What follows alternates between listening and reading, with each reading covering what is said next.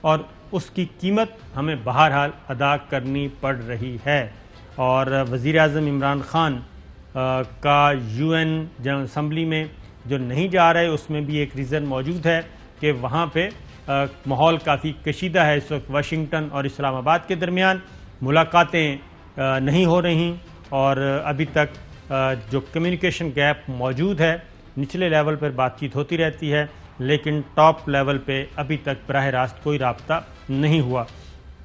تو آج فواد چودھری صاحب نے بھی اس بات کا اظہار کیا ایبسلیوٹلی ناٹ کی قیمت ادا کرنی پڑے گی، اور یہ پالیٹکس جو ہے ایبسلیوٹلی ناٹ والی اب آ گئی ہے کرکٹ کے میدانوں میں، اور فیک نیوز کا سہارا لیا جا رہا ہے، جعلی خبریں پھیلائی جا رہی ہیں، اور اس کے بعد اس میں بڑے بڑے ہمارے اسلام آباد کے سفارت خانے جو ہیں وہ انوالو ہیں، جو اس سارے گیم میں، جس کو عرف عام میں آج کل 5 آئیز کہا جا رہا ہے، یہ 5 آئیز ورسز پاکستان چل رہا ہے۔ تو پاکستان کو کنٹرول کرنے کی کوشش کی جا رہی ہے، پاکستان کنٹرول نہیں ہو رہا، ڈکٹیشن نہیں لے رہا۔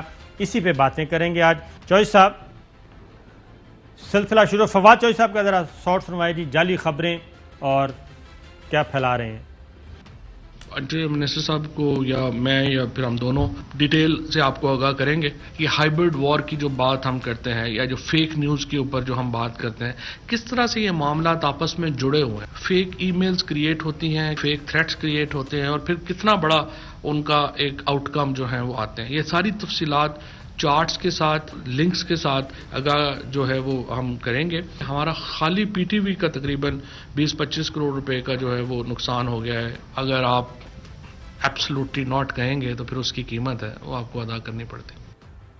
ایبسلیوٹلی ناٹ، چوہدری صاحب اس پہ تبصرہ کریں، کیونکہ نیوزی لینڈ کے ہائی کمشنر کو طلب کیا گیا پاکستان نے، اور اس کے ہاتھ میں ایک احتجاجی مراسلہ بھی تھمایا گیا، اور ان سے مطالبہ کیا گیا ہے کہ جو کچھ آپ کے پاس اطلاعات ہیں وہ شیئر کی جائیں، اس کی شیئرنگ کی جائے۔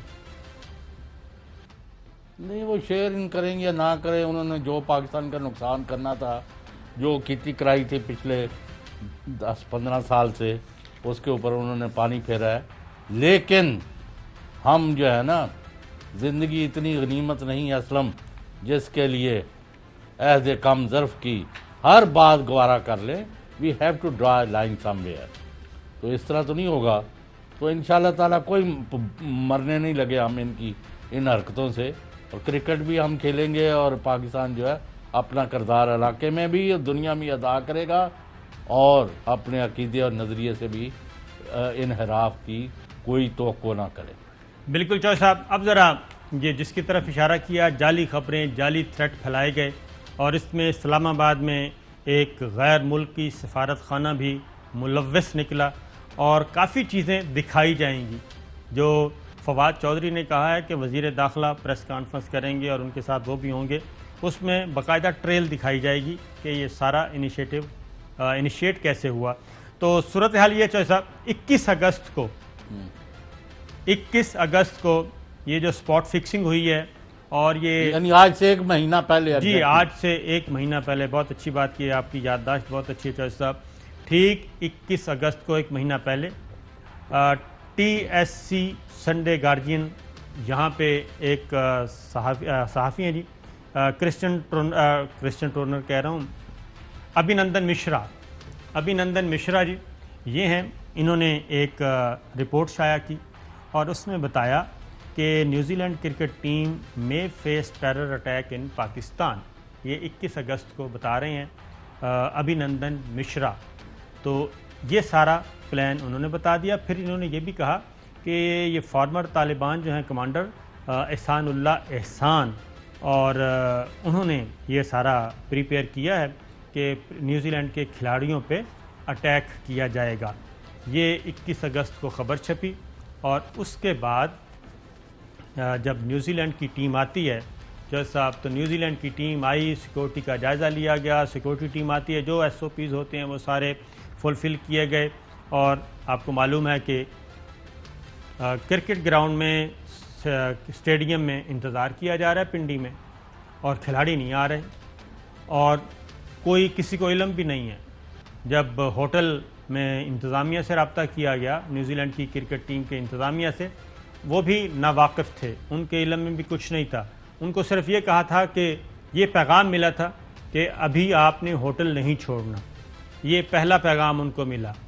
اور اس طرح کی کوئی اور چیزیں بھی جو وزیر داخلہ بتائیں گے. نہیں، کس نے دیا پیغام؟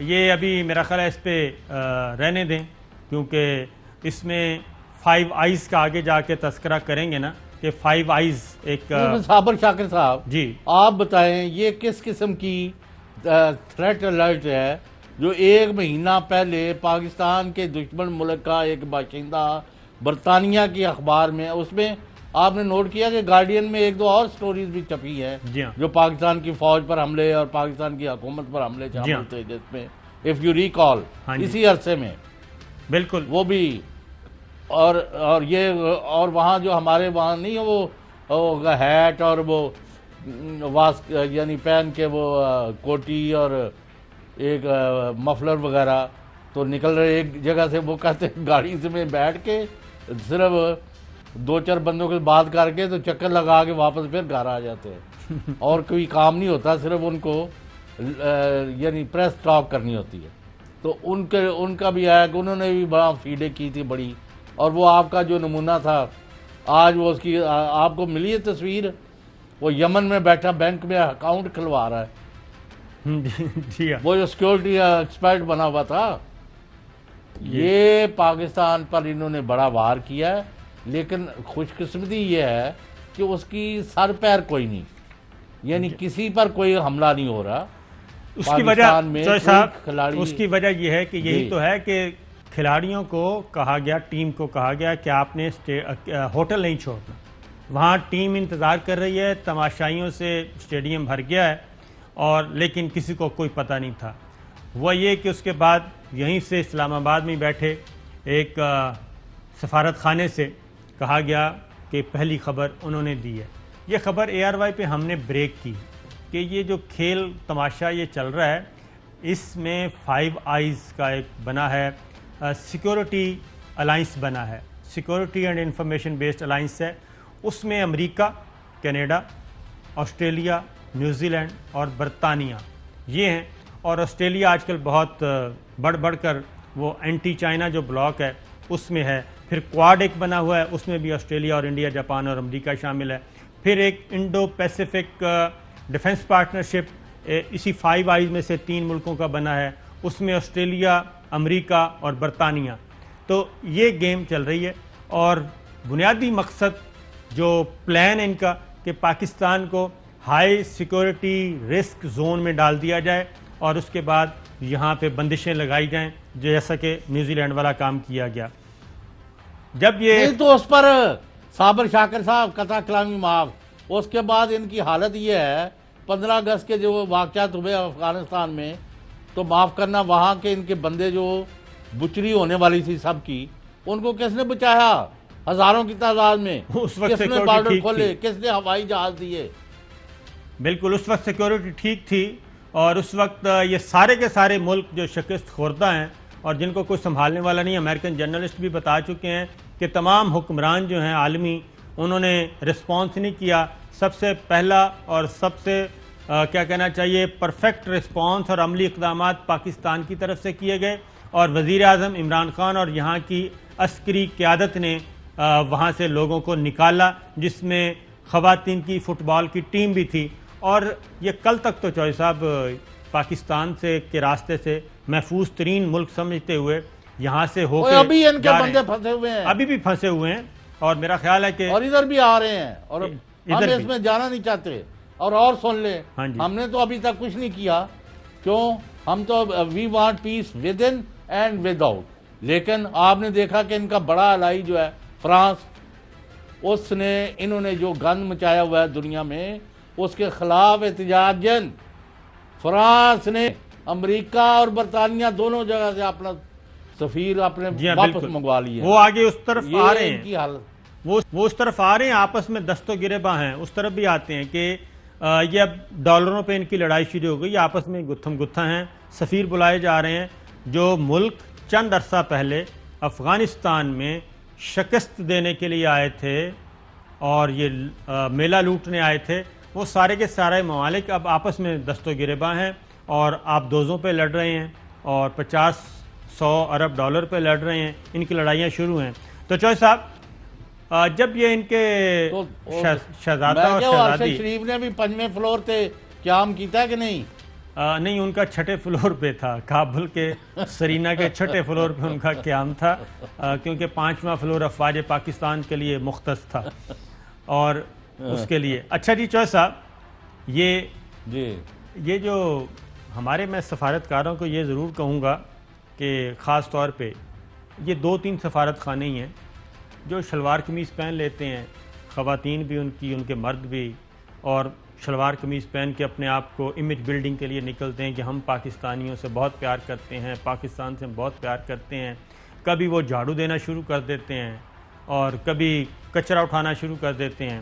تو ان سفارت خانوں سے صرف یہ گزارش ہے کہ پاکستان کے عوام اتنے بیوقوف نہیں ہیں، نہ ہی پاکستان کی سیکورٹی فورسز اتنی بیوقوف ہیں کہ آپ اپنا بھیس بدل کے جو کچھ آپ کرتے ہیں، جو اپنا باطن چھپاتے ہیں ایک نیا ظاہر کر کے، تو اس سے کوئی فرق نہیں پڑے گا جب تک آپ پاکستان کے جڑیں کاٹنا بند نہیں کریں گے. کیونکہ پاکستان کے انٹیلیجنس ادارے، پاکستان کے سیکورٹی فورسز کو آپ کی ایک ایک حرکت کا علم ہے.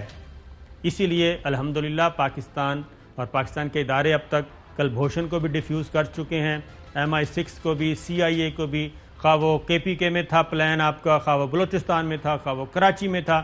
یہ سارے انٹیلیجنس ایجنسیز کو ایک جواب دیا جا چکا ہے.